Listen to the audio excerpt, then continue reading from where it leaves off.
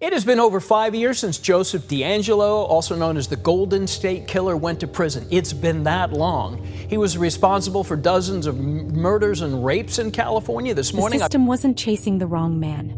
It failed to see the right one right in front of them. A man who wore the badge, who knew the response times, who understood exactly how investigations worked, spent years slipping through the cracks of the very system he once served. He wasn't invisible because he was lucky. He was invisible, investigators believe, in part because limitations within the system made it harder to connect the pieces. Imagine this contradiction. A violent predator who meticulously planned every move, who left behind DNA that would later play a critical role in identifying him, yet evaded capture for over 4 decades.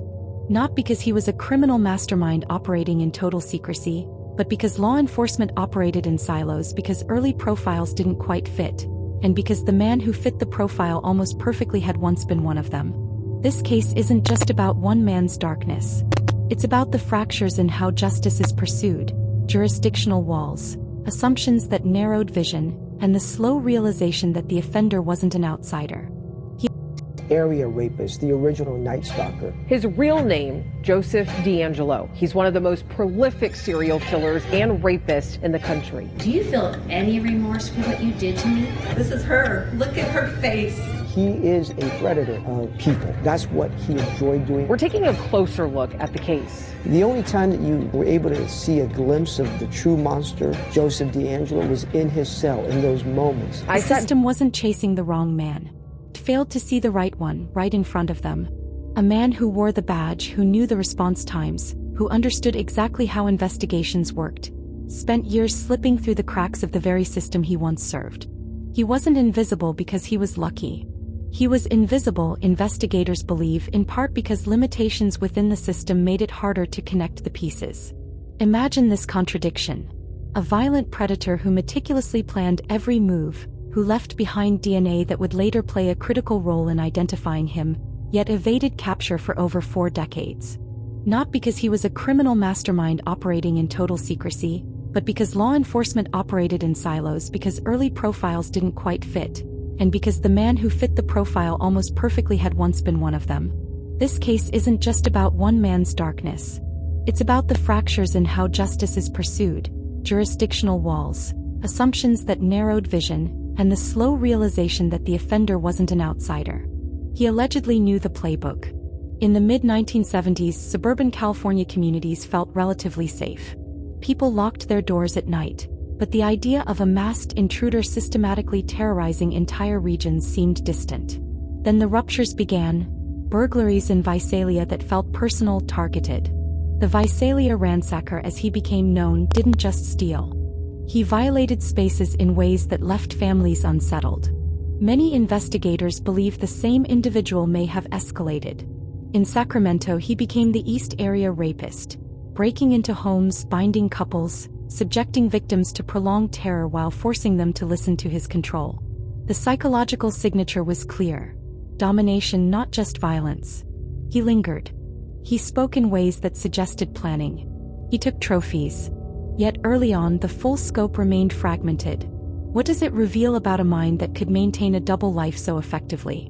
DeAngelo had served in the Navy and as a police officer in Exeter and later Auburn. Colleagues described him as professional yet aloof.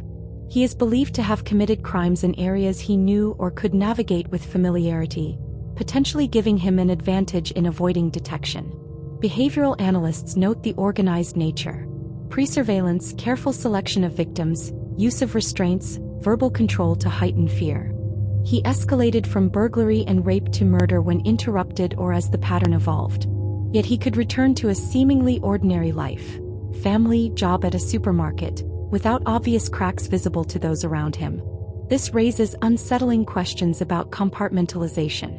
Was it pure psychopathy, a need for power masked by normalcy, or something more layered? We frame these as possibilities drawn from the evidence and expert observations, not settled diagnoses.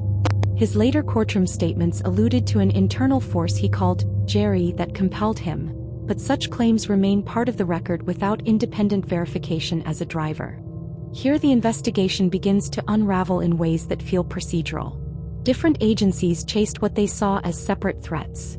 the Visalia Ransacker, the East Area Rapist, the original Night Stalker in Southern California. Descriptions varied slightly. Methods evolved. Links were not immediately made.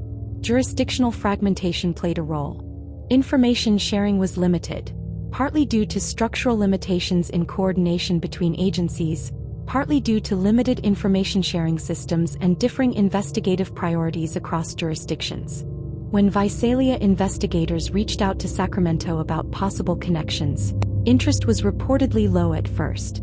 Similar patterns in Southern California were sometimes dismissed because the crimes didn't match perfectly or because local suspects seemed promising.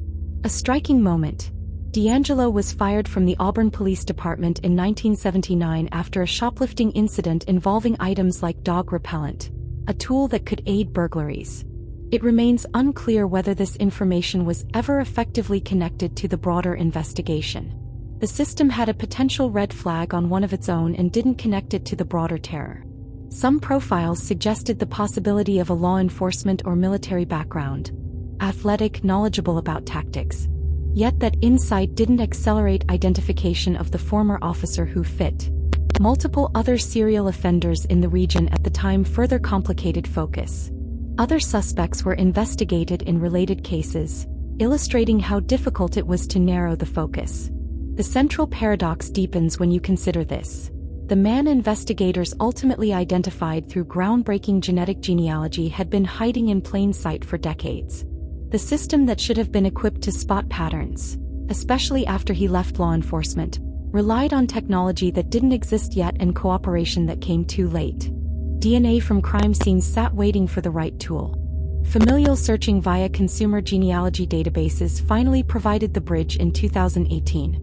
DeAngelo was arrested, pleaded guilty in 2020 to 13 murders and numerous other crimes, admitting to dozens more against additional victims, and received multiple life sentences. Justice in the end arrived. But the years of delay meant more victims, prolonged fear, and eroded trust. The deepest unresolved question isn't just how one man evaded capture for so long. It's what this reveals about institutional sightlines. How often does the system miss the insider, the familiar face, because its structures assume threats come from outside? When patterns cross county lines and profiles point toward one of their own, what fractures keep the truth buried? What do you think happened in the gaps, where psychology met procedure? Was it inevitable given the era's tools or a preventable blindness? Comment below with your thoughts. If this examination of justice delayed and fractured resonates, check out our playlist on historic justice failures. The hunt for truth continues.